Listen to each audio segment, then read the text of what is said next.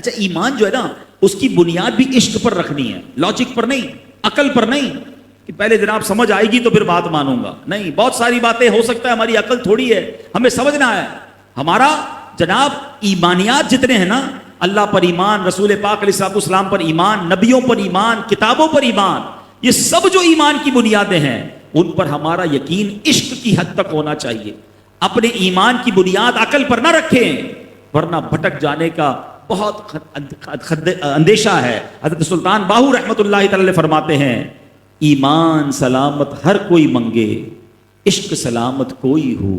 اگر عشق سلامت ہوگا نا تو پھر ایمان نے کہیں نہیں جانا. وہ واقعہ آپ نے سنا ہوگا، امام فخر الدین رازی رحمۃ اللہ تعالی بہت بڑے ماہر عالم دین، بہت بڑے مفتی. آپ کا جب آخری وقت آیا تو شیطان کہتا ہے اے رازی اللہ ایک ہے، اس پر کوئی دلیل دیجئے. امام فخر الدین رازی بہت بڑے عالم تھے، آپ نے دلیل پیش کی تو شیطان بھی، علم تو اس کے پاس بھی تھا، اس نے دلیل کو رد کیا. آپ نے دوسری دلیل پیش کی، اس نے دلیل کو رد کیا.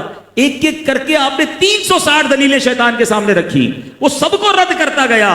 اللہ اکبر. آپ کے مرشد کریم کہیں دور وضو فرما رہے تھے، امام رازی رحمۃ اللہ تعالی کے پیر صاحب اپنی کشف سے انہوں نے دیکھا کہ امام رازی پر یہ شیطان حملہ کر رہا ہے. کیا کمال کا جملہ ارشاد فرمایا، رازی کہہ کیوں نہیں دیتے میں نے بغیر دلیل کے ہی اللہ پاک کو ایک مان لیا.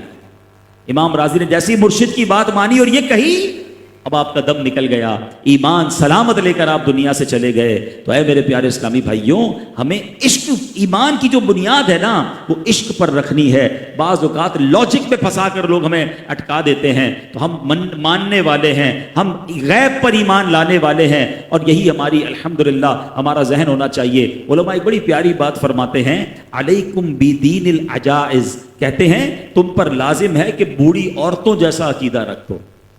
بوڑھی عورتیں کیا ہوتی ہیں، کوئی بات سمجھ آ جائے پھر ان کو کتنی بھی دلیلیں دے دو چینج نہیں ہوتی ہیں. وہ اپنے فلسفے بتائیں، لاجکس بتائیں، ان کو جو پرانی باتیں یاد ہے وہ اسی پر رہتی ہیں. تو ایمانیات کے معاملے میں اتنے اسٹرانگ ہونے چاہیے کہ ٹھیک ہے کوئی دلیل دے رہا ہے، ہمارے پاس جواب ہے کہ نہیں ہے، ہم اتنے بڑے عالم تو نہیں ہیں، ہمارا ایمان اور عقیدہ یہ ہونا چاہیے کہ جو ہمارا عقیدہ ہے وہی ٹھیک ہے اور ہم اس پر اسی طرح مضبوط ہیں. کیونکہ ایمان کو چھیننے کی کوششیں آج کے دور میں بہت تیزی کے ساتھ